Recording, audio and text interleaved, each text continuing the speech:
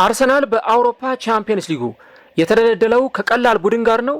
ትላንትና የአውሮፓ ቻምፒየንስ ሊግ የዕጣ ማውጣት ስነ ስርዓት ከተከናወነ በኋላ በርካቶች አርሰናል የደረሰው ቀላል ተጋጣሚ ነው እያሉ የተለያዩ ሀሳቦቻቸውን እየሰጡ ይገኛሉ። የሰሜን ለንደኑ ክለብ አርሰናል እንግዲህ ከአታላንታ ወይ ከባየር ሌቨርኩሰን አንዳቸውን ማግኘቱ አይቀርም ነበር። አሁን እንግዲህ ለአዲስ ቻሌንጅና ለአዲስ ተጋጣሚ ራሱን የሚያዘጋጅ ይሆናል። አርሰናልና የአውሮፓ ቻምፒየንስ ሊግ በቀጣይ ምን አይነት መልክ ሊኖራቸው ይችላል? የሰሜን ለንደኑ ክለብ አርሰናል ዘንድሮ ለአራት ዋንጫዎች የተጫወተ ይገኛል።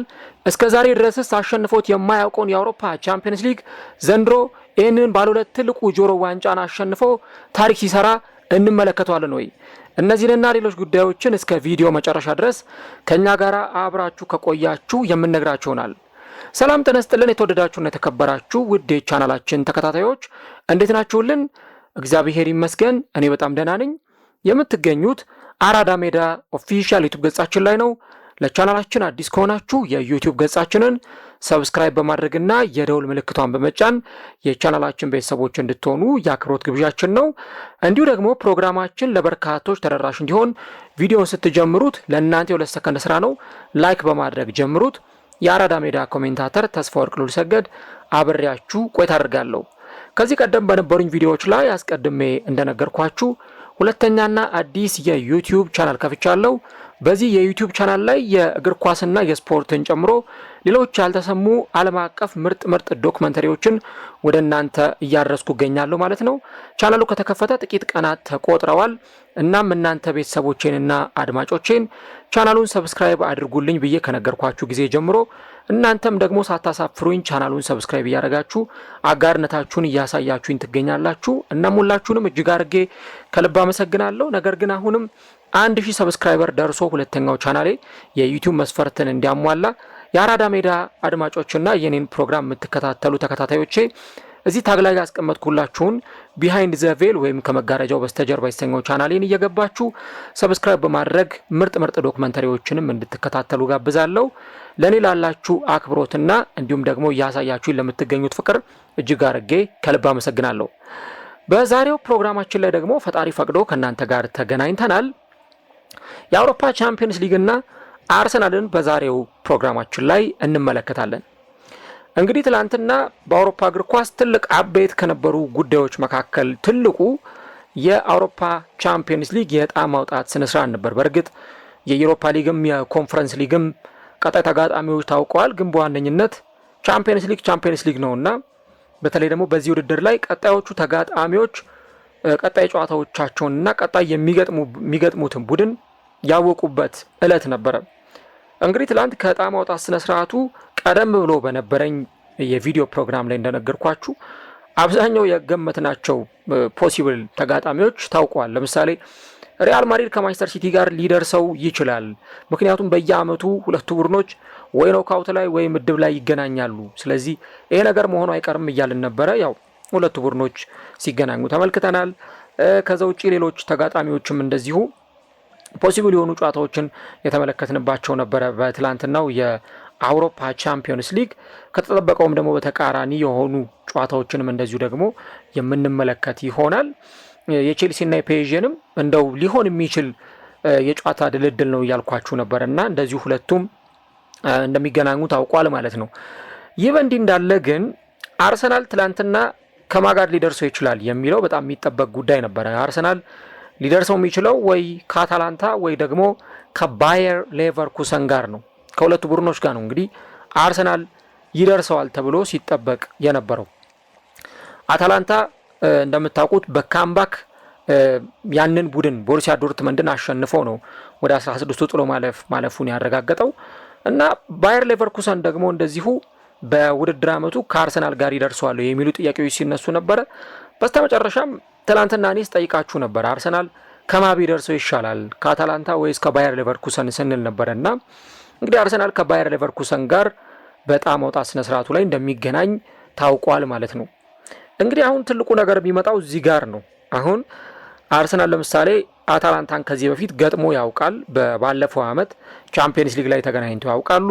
አርሰናል ወደ ቤርጋሞ ተጉዞ ያንን ከባድ የሆነውን ጨዋታ አከናውኖ ጨዋታውን ባቻ ውጤት ነበር ያጠናቀቀው። እንደውም ካስታወሳችሁ ዳቪድ ራያ የፍጹም ቅጣት ምት በመመለሱ ምክንያት አርሰናል 1 ነጥብ ይዞ ወጣ እንጂ በዛ ጨዋታ ላይ አርሰናል የሚሸነፍበት እድል ሁሉ ነበር እና አርሰናል እንግዲህ ድጋሚ ወደ ጣሊያን ይሄዳሉ የሚለው ጥያቄ ሲነሳ ነበር። ነገር ግን ደግሞ አርሰናል የጀርመን ቡድን እንደገና የሚገጥም ይሆናል። ዘንድሮ ከባየር ሚዩኒክ ጋር ተጫውቶ አርሰናል ያንን ጨዋታ አሸንፎ እንደነበር ታስታውሳላችሁ። አሁን ደግሞ ከባየር ሌቨርኩሰን ጋር አርሰናል ጨዋታውን በቻምፒየንስ ሊጉ የሚያከናውን ይሆናል ማለት ነው እና ለአርሰናል አሁን አዲስ ቻሌንጅ ነው ባየር ሌቨርኩሰንን መግጠም። በእርግጥ አርሰናል ከዚህ በፊት ባየር ሌቨርኩሰንን ገጥሞ ያውቃል በተለያዩ ሁኔታዎች ላይ፣ ግን ደግሞ አሁን ከረንት ካለው የባየር ሌቨርኩሰን ቡድን ጋር ደግሞ አርሰናል እንደገና ወደ ጀርመን ተጉዞ ይህንን ጨዋታውን ያደርጋል እና በጣም ብዙ ሰዎች እያየው ነበር። አርሰናል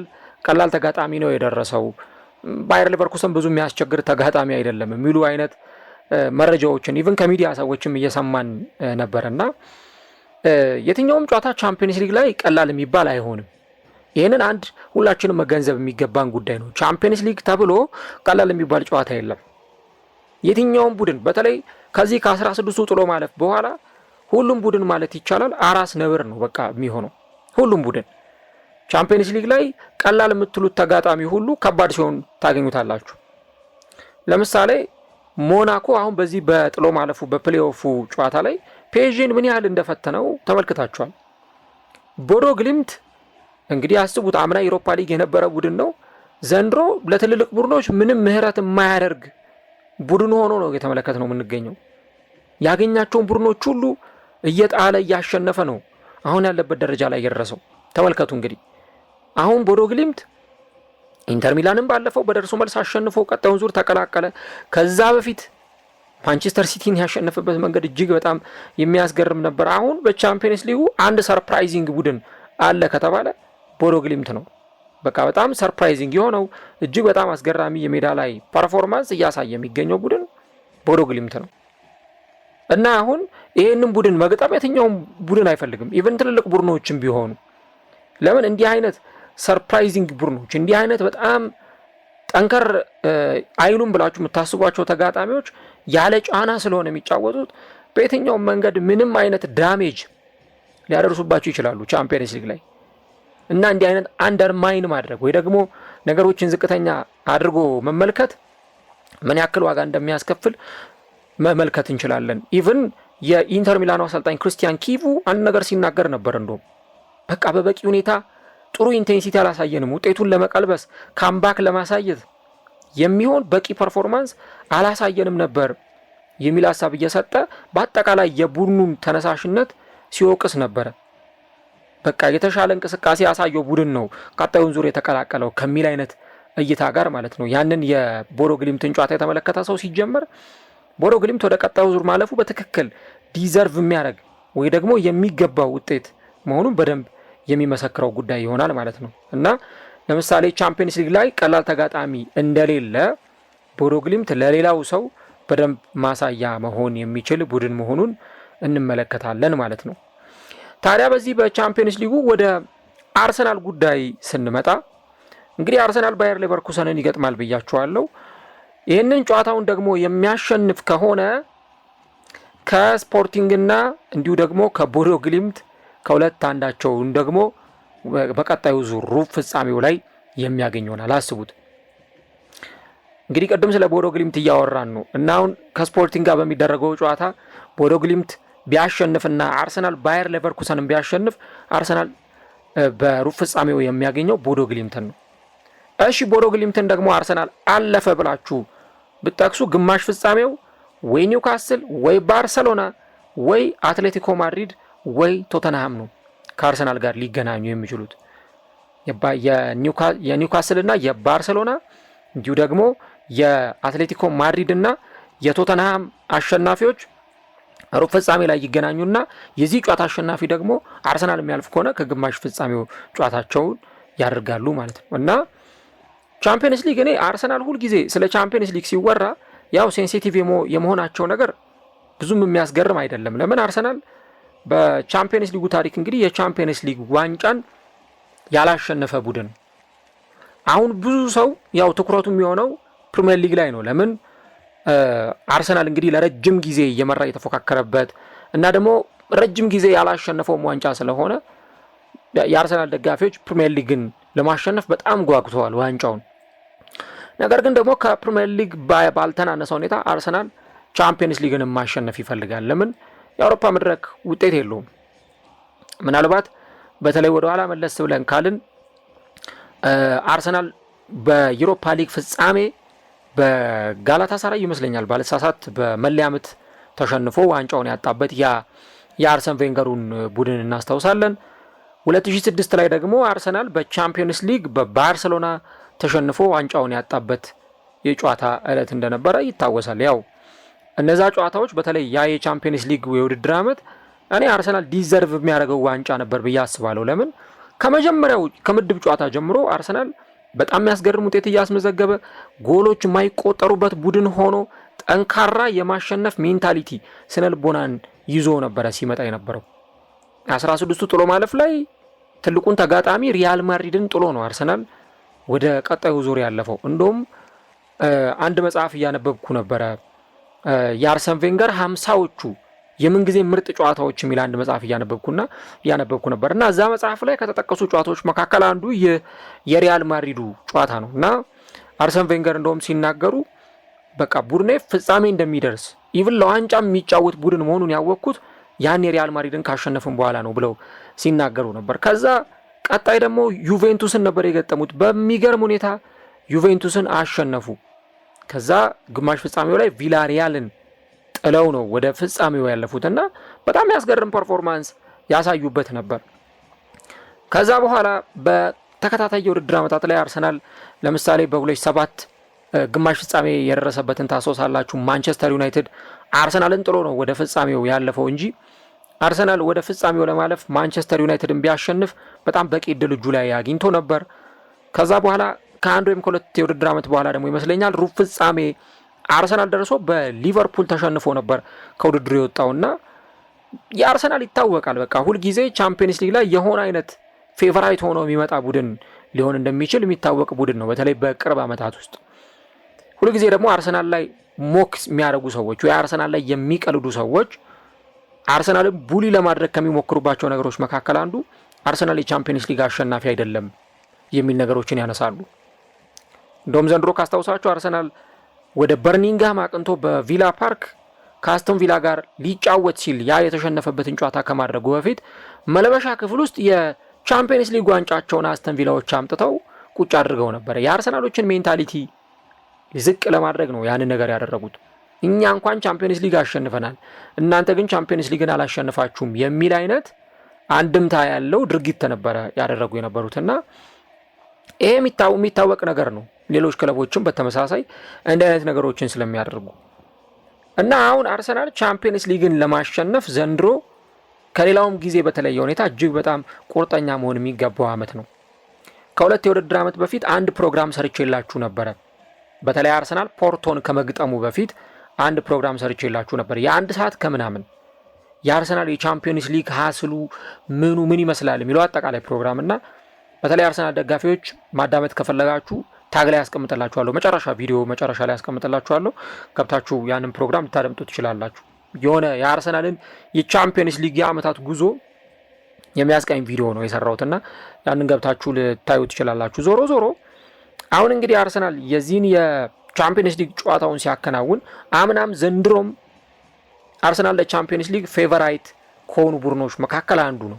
ካለው የስኳር ጥንካሬ አንጻር ካለው የቡድን በጣም ትልቅ አቅም አንጻር አርሰናል ለቻምፒየንስ ሊግ ቢገመት ዋንጫ ያነሳል ቢባል ብዙ የሚያስገርም አይደለም። ምርጥ የስብስብ ጥራት ያለው ቡድን ነው። ስለዚህ ለአርሰናል አሁንም ግምት እንደተሰጠው ነው እየቀጠለ የሚገኘው። ዘንድሮ ያደረጋቸውን 8 ጨዋታዎች አንዱንም ሳይሸነፍ ከ8 አሸንፎ ነው አርሰናል ወደ ቀጣዩ ዙር በአንደኝነት ማለፉን ያረጋገጠው። ይሄ የቡድኑን ጥንካሬ የሚያሳይ ነው። ምናልባት አርሰናል ወይ በእድል ወይ በሆነ ነገር አይደለም ቀጣዩን ዙር የተቀላቀለው፣ ወይ ቀላል ተጋጣሚ ደርሶት አይደለም። ቀላል ተጋጣሚዎች ነበሩ፣ ለምሳሌ እንደነ ካይራት አልማቲ አይነት። ነገር ግን ደግሞ በዛው ልክ ትልልቅ ተጋጣሚዎችን አግኝቶ እነ ኢንተር ሚላንን፣ እነ ባየር ሚዩኒክን፣ እነ አትሌቲኮ ማድሪድን፣ እነ አትሌቲክ ቢልባውን አሸንፎ ነው አርሰናል ወደ ቀጣዩ ዙር ማለፉን ያረጋገጠው። ስለዚህ አርሰናል ያለበት ስፖርት ቀላል የሚባል እንዳልሆነ ይሄ በጣም በግልጽ የሚነግረን አንዱ ጉዳይ መሆኑን የምንረዳው ነገር ይሆናል ማለት ነው። ነገር ግን ደግሞ ሁለት ነገሮች ከዚህ የአርሰናል የቻምፒየንስ ሊግ ጨዋታ ጋር ወይም ደግሞ ከቻምፒየንስ ሊግ የውድድር ቆይታ ጋር ተያይዞ የሚነሱ ጉዳዮች አሉ። አንደኛውና ትልቁ ጉዳይ የሚሆነው በአርሰናል በኩል በተለይም የዚህን ውድድር ለማሸነፍ የሚሆን ስነ ልቦና የአርሰናል ተጫዋቾች አላቸው ወይ የሚለው ነገር ነው በአርሰናል በኩል የሚነሳው ትልቁ ነገር የሚሆነው። ምክንያቱም ቻምፒየንስ ሊግ ብቃት ስላለው ወይ ደግሞ ሜዳ ላይ ጥሩ ስለተጫወትክ ብቻ ዋንጫውን የማታሸንፍበት መድረክ ነው። ለምሳሌ ትልልቅ ምንላቸው እነ ማንቸስተር ሲቲ እነ ፔዤ አይነት ቡድኖች በተደጋጋሚ ሙከራ ሲወድቁ ቆይተው ነው መጨረሻ ላይ ያን ነገር ውጤታማ ሆነው ዋንጫ ሲያነሱ የተመለከት ነው። ማንቸስተር ሲቲ ከኢንተር ሚላን፣ አምና ፔዤ ከኢንተር ሚላን ለፍጻሜ ደርሰው ያንን ዋንጫ እስከሚያሸንፉ ድረስ በተደጋጋሚ የመውደቅ የመሰበር ጊዜያትን አሳልፈዋል። በግማሽ ፍጻሜ፣ በሩብ ፍጻሜዎች፣ ፍጻሜ ላይ እየደረሱ ያንን ነገር ሲያጡት ነበር እና ቻምፒየንስ ሊግ የሆነ ውድድሩን ካላሸነፍከው ዋንጫውን ካላነሳ በስተቀረ ማይለቅ አይነት ስሜት አለው። በቃ ያንን ውድድር አሸንፈ ዋንጫውን ከፍ አድርገ ስታነሳ ነው ያ የሜንታሊቲ ደረጃ ከፍ የሚለው። ያ አንተ ላይ የተጋረደው ነገር ከላይ ላይ ውልቅ ብሎ የሚነሳው ቻምፒየንስ ሊግን ስታሸንፍ ነው፣ ዋንጫውን ስታነሳ ነው። ፔዤ እኮ በተደጋጋሚ ጊዜ አንዴ ሩብ ፍጻሜ አንዴ ፍጻሜ እየደረሰ ዋንጫውን ሲያጣ ነበር። ለእኔ ለምሳሌ አምና ዋንጫውን ካሸነፈው ፔዤ ይልቅ በጣም በስኳድ ጥራት የነበራቸው ብዙ አሰልጣኞች የያዙት ምርጥ ስብስቦችን ተመልክተናል። እነ ሜሲ፣ ኔይማር፣ ከዚህ በተጨማሪ እነ ካቫኒ አይነት ምርጥ ተጫዋቾች እነ ማቱዲ የመሳሰሉ ምርጥ ተጫዋቾችን የያዘ ቡድን ነበረ። በነዛ ጊዜ ያላሳካውን አስቡት። ኔይማርን ይዞ ያላሳካውን፣ ኤምባፔን ይዞ ያላሳካውን ነው አምና በነዛ ምርጥ ተጫዋቾች በነ ዴምቤሌ ባይሎች ተጫዋቾች በነ ክቫራትስኬሊያ ያንን ዋንጫ ያሸነፈው እና ዋናው የሜንታሊቲ ነገር ትልቁ ከዚህ ረገድ መታየት የሚገባው ጉዳይ ነው እና ጨዋታዎችን አቅልሎ መመልከት ደግሞ ምን ያክል ዋጋ ሊያስከፍል እንደሚችል ራሳቸው የአርሰናል ደጋፊዎችን በደንብ ያውቃሉ። አርሰናል እንደምታስታውሱት በ2013 ይመስለኛል በ2013 ሳይሆን በ2014 ወይ 2015 አርሰናል ከሞናኮ ጋር ነበረ ቻምፒየንስ ሊግ ላይ በ16ቱ ጥሎ ማለፍ የተደለደለው እና እንደዚሁ ነበር የነበሩት ነገሮች ማለት በደንብ የምናስታውሳቸው ናቸው። በቃ አርሰናል በየአመቱ የሚደርሰው ወይ ከባርሴሎና ወይ ከባየር ሚዩኒክ ወይ ከሆነ ትልቅ ቡድን ጋር ነበር እና የዛን አመት አርሰናል ከሞናኮ ጋር ደረሰው። በቃ አሁን አርሰናል ለመጀመሪያ ጊዜ ቀላል ተጋጣሚን የደረሰው ወደ ቀጣዩ ዙር በጣም ዘና ብሎ ነው የሚያልፈው የሚል ሀሳቦች ሲነሱ ቆዩ 2015 ላይ ማለት ነው። አርሰናል የመጀመሪያው ጨዋታውን ኤምሬትስ ስታዲየም ላይ አከናወነ እና ኤምሬትስ ስታዲየም ላይ አርሰናል ጉር ነው በቃ የተባለው። ኤምሬትስ ላይ ሞናኮ ማሸነፍ ከበደው አርሰን ቬንገር በሀገራቸው ቡድን ተሸንፈው አጣብቂኝ ውስጥ ገቡ። እነ ኮንዶግቢያ፣ ዲሚታር ቤርባቶቭ፣ ፌሬራ ካራስኮ ጎሎችን አስቆጥረው አርሰናል ተሸነፈ 3-1። ከዛ የመልሱ ጨዋታ ላይ ያው በርግጥ ብዙ ኳሶችን የአርሰናል ተጫዋቾች ሲያመክኑ ነበር። አርሰናል 2-0 ጨዋታውን ጨረሰ። በድምር ውጤት 3-3 አርሰናል ከውድድሩ ውጪ ሆነ። ከሜዳ ውጪ ብዙ ባገባ በሚለው ሞናኮ ከአርሰናል ሜዳ ውጪ ብዙ ጎሎችን በማስቆጠሩ ምክንያት ማለት ነው። አሁን እኔ ነገርኳችሁ ለምንድን ነው ቀላል ተጋጣሚ ነው ብለው አንደርማይን ማድረግ ነገሩን ዝቅተኛ ማድረግ ዋጋ ላይ ያስከፍል ይችላል። ስለዚህ ለሁሉም ጨዋታ በተሻለ ዝግጁነት ነው መቅረብ የሚያስፈልገው የሚለውን ነገር ለማንሳት ያክል ነው። አምና እኮ አርሰናል ሪያል ማድሪድን ጥሎ ወደ ሩብ ፍጻሜ ወደ ግማሽ ፍጻሜ ሲመጣ ፔዤን ሲያገኝ የአርሰናል ደጋፊዎች ጋር ኦቨር ኮንፊደንስ ስንመለከት ነበር። እንዴ ሪያል ማድሪድን ከጣልንማ ፔዤ አይከብደንም። እንደውም ፔዤን እኮ ምድብ ላይ ወይም ኖክአውት ስቴጅ ላይ አግኝተውታል እኮ የሊግ ፌዙ ላይ ማለት ነው። የሊግ ፌዙ ላይ ተገናኝተው አርሰናል 2-0 አሸንፏል። ካይ ሃቨርትዝ እና ቡካዮ ሳካ ጎሎችን አስቆጥረው። ስለዚህ እናሸንፋለን፣ ያኔ አሸንፈናችኋል፣ አሁንም እናሸንፋለን የሚል ነበረ። ግን ሁለቱም ዙር ላይ አርሰናል ፔዤን ማሸነፍ አልቻለም። በተለይ የሁለተኛው ዙር ጨዋታ አርሰናል ከሜዳ ውጭ ያደረገው ጨዋታ በጣም የሚያስቆጭ ነበረ። አርሰናል በ20 በ30 ደቂቃዎች ውስጥ የሞከራቸው የሙከራዎች ብዛት ሲያመክኗቸው የነበሩ ኳሶች አርሰናል ጨዋታውን መግደል ይችል ነበረ። ወደ ፍጻሜ ሁሉ ማለፍ የሚችል ቡድን ነበረ እና አርቴታ ሁሉ ከዛ በኋላ ሲናገር ነበር እና በቃ ፔንፉል ነው ሲል የነበረው በጣም የሚያስቆጭ ነው። በቃ ልባችን ተሰብሯል እና ድጋሚ ሪከቨር ለማድረግ እንዴት እንደሚቻል አላውቅም እያለ እሱም ሲናገር ነበር እና ያ ሽንፈት በጣም በጣም በጣም በጣም ከባድ ነው። በጣም እንዴት አድርጎ አርሰናል አሁን ይሄን ነገር ሊወጣው ይችላል፣ ይሄን ነገር እንዴት አድርጎ ወደ ውጤታማነት ሊያመጣው ይችላል የሚለውን የሜንታሊቲ ነገር እናነሳለን። ምክንያቱም የፕሪሚየር ሊግ ሜንታሊቲ እና የቻምፒየንስ ሊግ ሜንታሊቲ አንድ አይደለም። ፕሪሚየር ሊግ ሌላ ነው፣ ቻምፒየንስ ሊግ ደግሞ ሌላ ነው።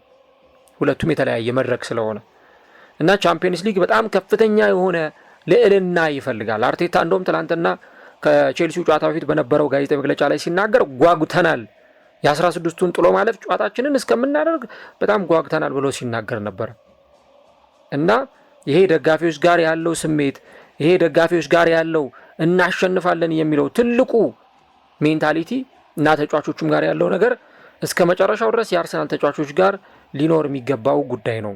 ምክንያቱም ቻምፒየንስ ሊጉ የአርሰናልን ትልቅ የስነ ልቦና ከፍታ የሚፈልግ ስለሆነ፣ ስለዚህ የትኛውም ተጋጣሚ ይምጣ፣ ባየር ሌቨርኩሰን የሚምጣ፣ ቦዶ ግሊምትም ይምጣ፣ ኒውካስል ወይ ባርሰሎና የትኛውም ቡድን ቢመጣ አርሰናል በዛ ስነ ልቦና ልዕልና ውስጥ ሆኖ መቀጠል ይኖርበታል። ቻምፒየንስ ሊጉ አንደርማይን የሚደረግ አይደለም የሚለው በደንብ ሊሰመርበት የሚገባ ጉዳይ ነው።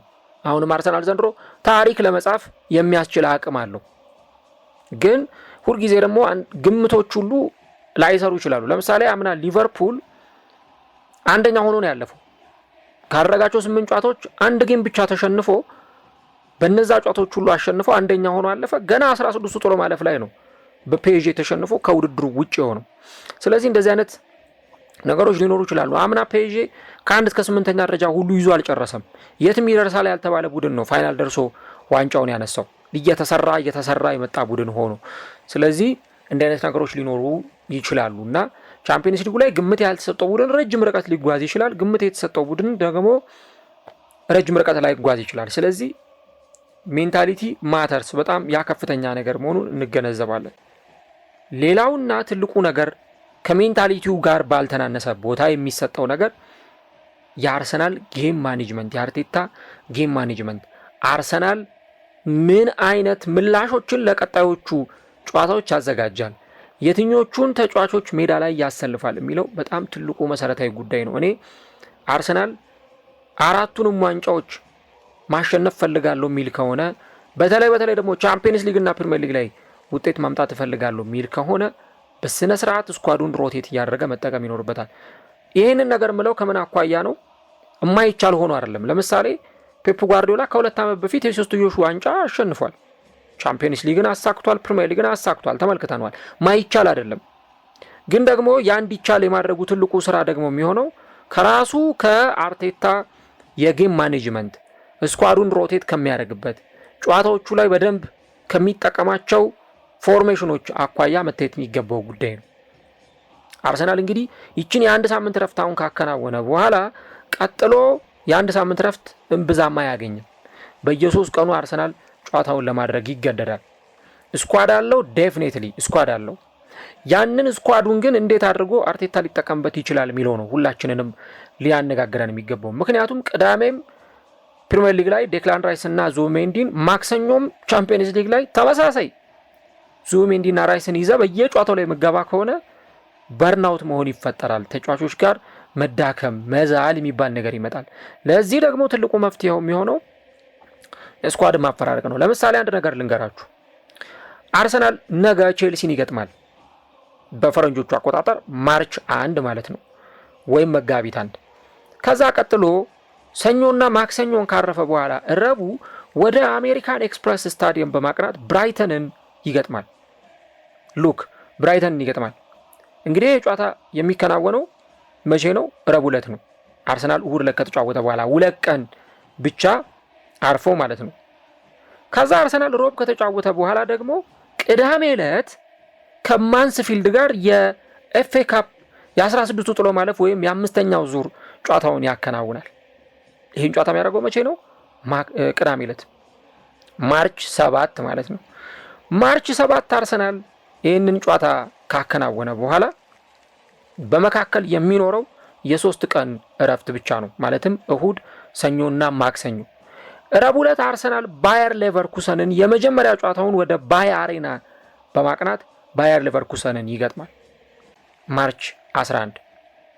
ከዛ ቀጥሎ ከ3 ቀናት በኋላ ማርች 15 ኤቨርተንን በሜዳው ይገጥምና ከዛ በኋላ ጭራሽ የ2 ቀን ጋፕ ነው ያለው እንደወጣው ፕሮግራም ከሆነ። እንደውም አላውቅም እንዴት ሊጫወት እንደሆነ። እንግዲህ አሁን እንደማየው መረጃ ከሆነ አርሰናል ማርች 15 ኤቨርተንን ይገጥምና ማርች 17 አንድ ቀን ከምናምን አርፎ ባየር ሌቨርኩሰንን ይገጥማል።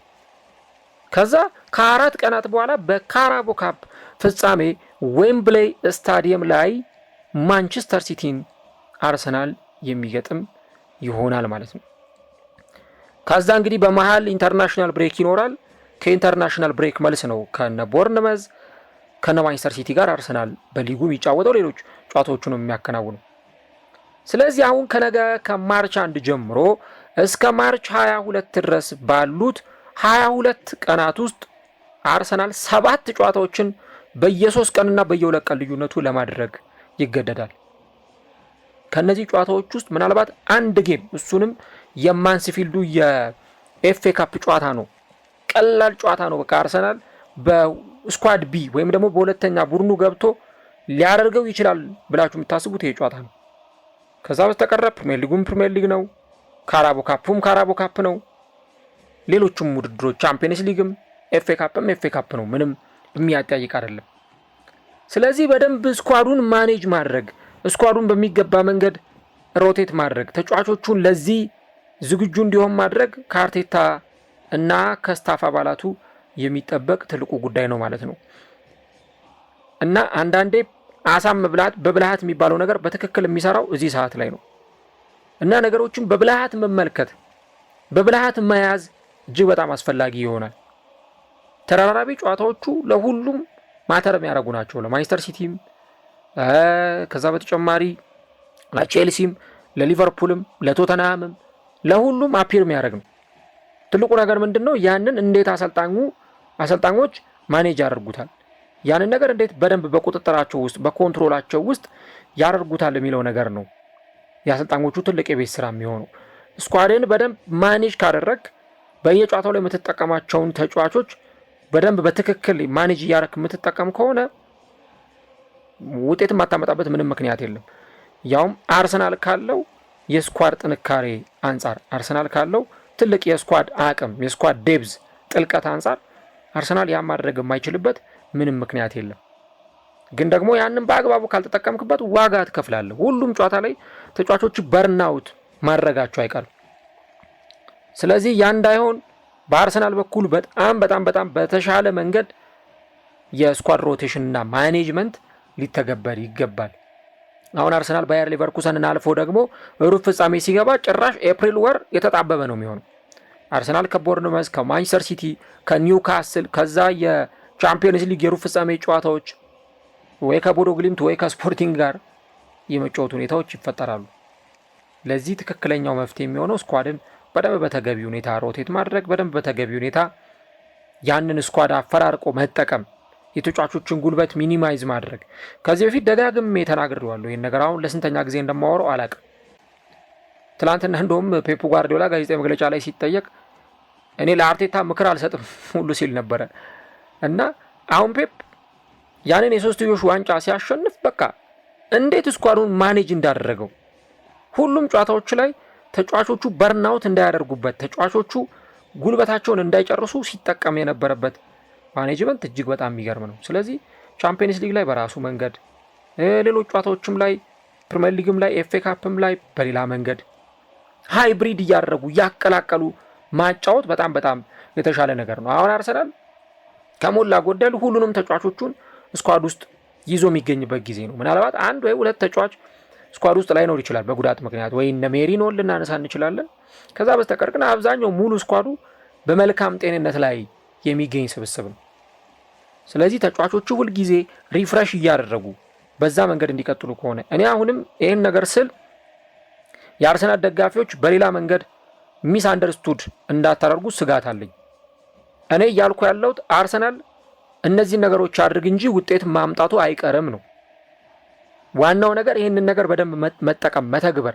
ይሄም አሰልጣኞቹ ይጠፋቸዋል ብዬ አላስብም፣ ግን ደግሞ በዛ ሰዓት ላይ የሚወስኑት ውሳኔ ነው። በቃ ውጤት እንዲያመጡም ውጤት እንዳያመጡም አሸናፊ እንዲሆኑም እንዳይሆኑም የሚያደርጋቸው እንዲህ አይነት ነገር ነው።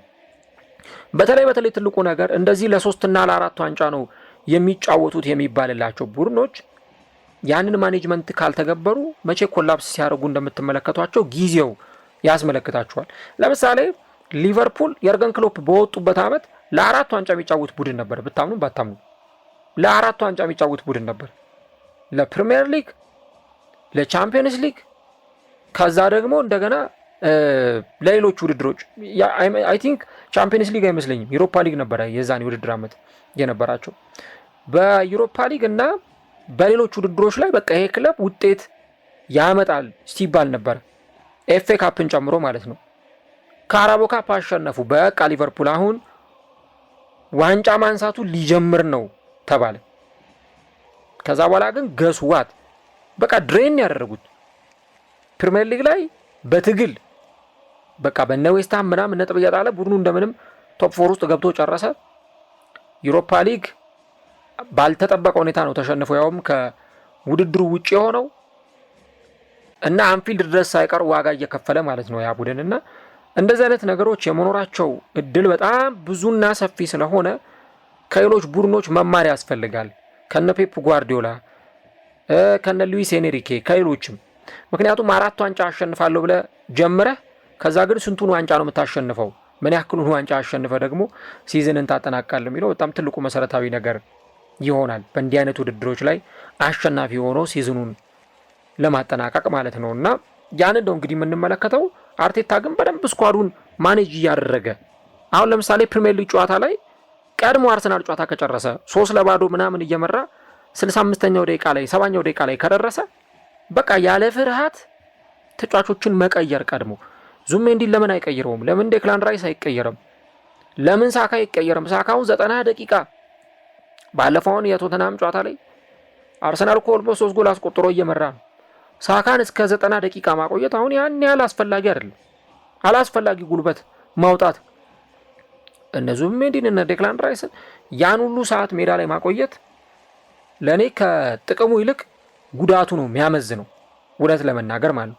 ስለዚህ አንዳንድ ጊዜ ሆነ በጥንቃቄም በመምረጥ ወይ ደግሞ እንዲህ አይነት ነገር ሊመጣ ይችላል በሚል ፍራቻ ሳናደርግ የምንተዋቸው ነገሮች ዋጋ ላይ ያስከፍሉ ይችላሉና አርሰናል ያን ነገር እስካደረገ ድረስ ተጫዋቾቹን ለምሳሌ የሆነ ጨዋታዎችን በጊዜ ገሎ ከዛ ቶሎ ተጫዋቾቹን እያሳረፈ ለቀጣዩ ጨዋታ ደግሞ እነዛን ተጫዋቾች ሬዲ ማድረግ፣ ትንፋሻቸውን ጉልበታቸውን መቆጠብ። ከዛ አሁን ተጫዋቾች ይሄ ሲዝን በጣም በጉጉት የሚጠብቁት ሲዝን ነው። ምክንያቱም የውድድር ዓመቱ መጨረሻ ላይ የዓለም ዋንጫ የሚባል ውድድር አለ እና መጎዳት አይፈልጉም። በዚህ ሰዓት ጉልበታቸው በጣም ሪፍሬሽ እንዲያደርግ ይፈልጋሉ። ጭራሽ በዚህ ሰዓት አስቡ እንደዚህ ስታጫውቷቸው የሆነ ነገር ጉዳት ወይ የሆነ ነገር ቢመጣ የተጫዋቾቹ ስነ ልቦናም ኮላፕስ ነው የሚያደርገው። ስለዚህ ይሄ ለአርቴታና ለረዳት አሰልጣኞቹ የሚታው የቤት ስራ ነው። ከነገ ጀምሮ አርሰናል ጌም ፕላን ላይ ይዞ የሚመጣቸው አሰላለፎች ትልቅ ማተር የሚያደርጉ ናቸው።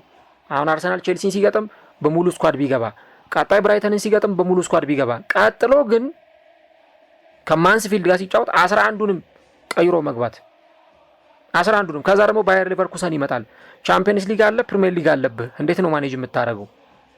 ያ ነው ትልቁ ጉዳይ የሚሆነው። ቻምፒየንስ ሊግንም ለማሸነፍ በታሪክ ያንን አላሳካውም የሚባለውን ነገር ለማሳካት ትልቁ ነገር የሚጠብቀው እንግዲህ በዚህ መንገድ ነው እና ያንን ነው የምናነሳው።